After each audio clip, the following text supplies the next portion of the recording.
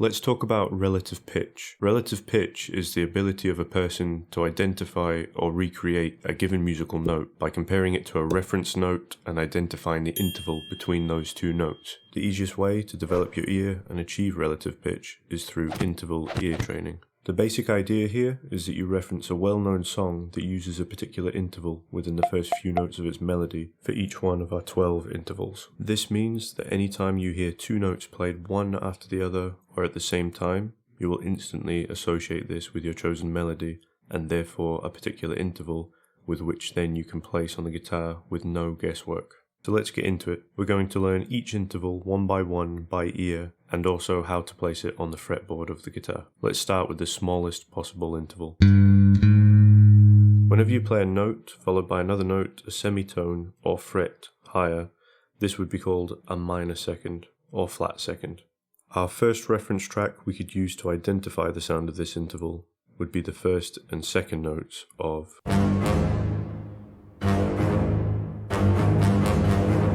Practice this and any other interval we learn within the course of this lesson. Try playing your starting note on the guitar and then try singing the target interval note. After this, you can then play the correct target note on the guitar and then see if you were correct. This not only solidifies your understanding of intervals using your ear, but also helps apply this to the guitar fretboard. To play a major second interval on guitar, you simply need to move up 2 semitones or 2 frets higher than our initial note. Our reference track for a major second interval is a song that you've most likely heard every year since you were born.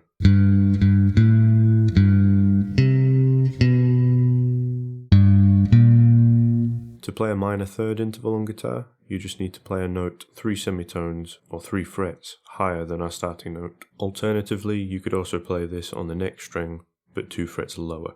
A quick side note to be aware of on the guitar is that the guitar is mostly tuned in fourths, with the exception of the distance between our G string and B string, which is a third. What that really means though is that any shape you learn across 2 adjacent strings will have to be adjusted for this difference in tuning. So for example, if we moved our minor third shape across each string set, the shape would remain the same until we reach the G and B strings, in which case, because of the difference in tuning, you would simply raise the second note up 1 fret, which would look like this. Be aware of this for any interval shapes that use 2 strings that we may learn during the course of this lesson, but it's good to know as a guitar player in general also. There are many different reference songs you could use for a minor third interval, mainly because the 2 notes of this interval are also the first 2 notes of our minor pentatonic scale, which has been used to write many famous guitarists and solos.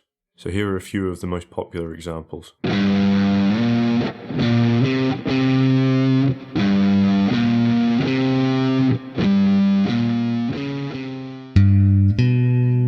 To play a major third on guitar, you can play a note 4 semitones or 4 frets higher than our starting note on the same string, or on the next string but 1 fret lower. Our reference track for a major third is the first 2 notes of The Simpsons theme tune.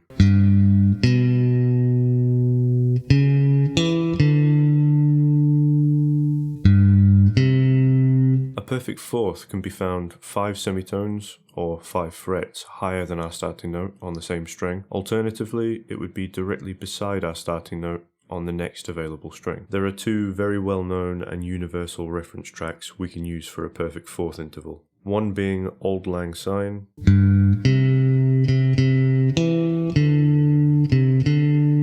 and another being Amazing Grace.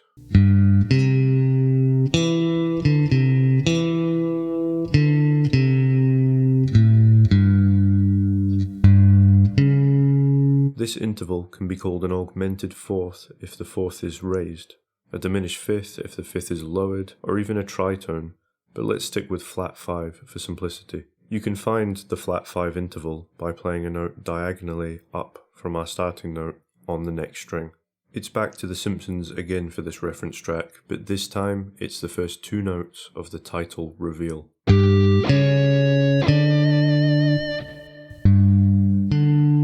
To find a perfect fifth on the fretboard, you can play a note that is 2 frets higher on the next string. Or if you're familiar with a power chord shape, it's identical, as a power chord is made from the root and the fifth, or the 1 and 5. Our reference track for a perfect fifth could be anything from Twinkle Twinkle Little Star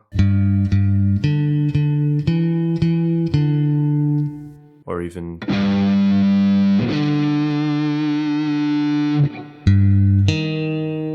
A minor sixth interval can be found 2 strings across and 2 frets down from our starting note. A reference track we could use for a minor sixth interval could be found in the piano intro that appears in John Carpenter's Halloween.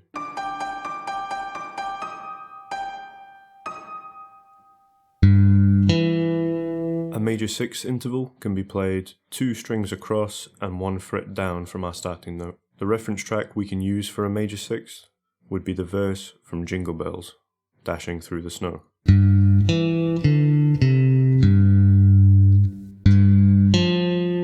A minor seventh interval can be played on the same fret as our starting note, just 2 strings across.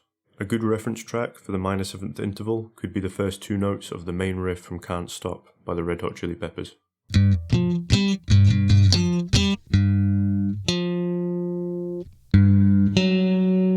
A common way of playing a major seventh interval would be 2 strings across and 1 fret up from our starting note. A good reference track for this interval could be the first and third notes of Somewhere Over the Rainbow.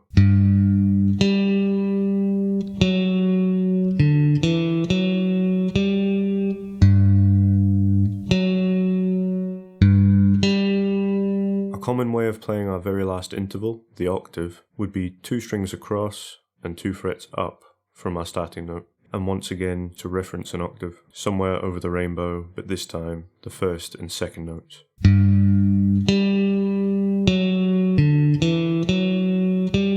This method is a great starting point if you wish to improve your ear quickly and achieve relative pitch. If you would like to see more lessons like this, then feel free to like below, subscribe, and ring the notification bell.